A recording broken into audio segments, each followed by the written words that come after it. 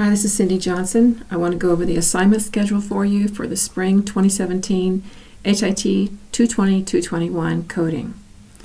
The textbook and the code book that are required for the course are listed at the top of the assignment schedule as well as in your syllabus. You will notice here on the far left, it gives you the week of the semester, the dates of that week. The second column tells you what to read, what to watch, and what to complete. The third column is the actual code book itself, because the chapters in the coding handbook do not correspond to the chapters in the code book. I wish they did. So to try and help you make sense of that, I have a separate column just for the code book to make sure we're on the right chapter there. And then the deadline for the work that has to be done and the point value. You see that there is a syllabus quiz this first week. You have to take it, that's required, and it's worth 20 points.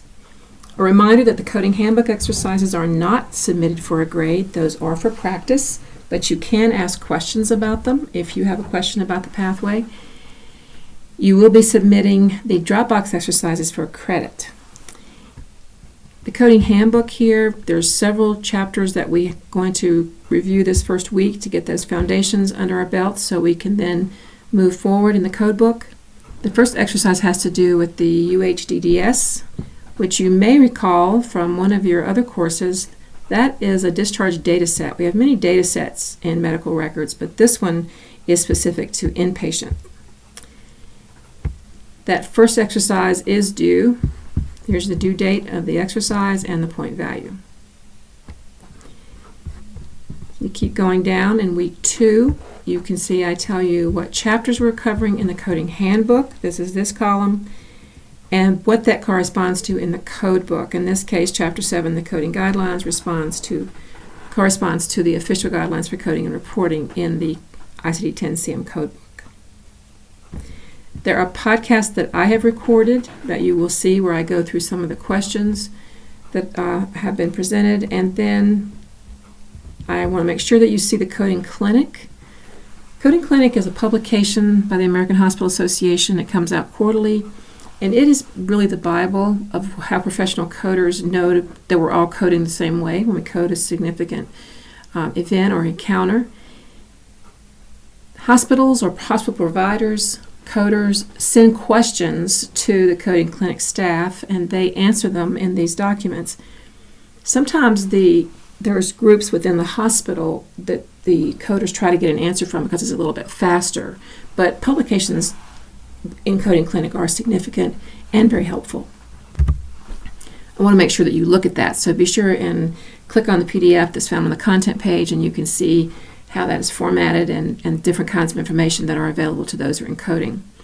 Then the first exam is in week 2. This is covering chapters 1 through 7 in the coding handbook, and it does include the ICD-10-CM guidelines and conventions. All the exams are worth 100 points. Then in week 3, we get into chapters, the chapters of the code book. The first chapter is certain infectious and parasitic diseases. Now you notice that chapter 14 in the coding handbook corresponds to chapter 1 in the code book. That's why I have these 2 columns here to make sure that that's clear. I have a podcast recorded where I talk about the various exercises from the coding handbook, and I want to bring to your attention the chapter-specific coding guidelines is where you're going to be watching for guidance on how to use the code book. I created a separate PDF that are just chapter-specific coding guidelines so that you can print those out and have those, let's say, to your right, and the code book in front of you, and the exercise you're working on to your left. So that way you can be referring to these guidelines frequently while you're looking up a code, instead of having to be in the code book and flipping back and forth within the code book. I thought it might be a little bit easier if you have the guidelines on the side so that you can refer to them. In the same week, week 3, we will be doing neoplasms, which are cancers. That is chapter 29 in the coding handbook, corresponds to chapter 2 in the ICD-10-CM code book.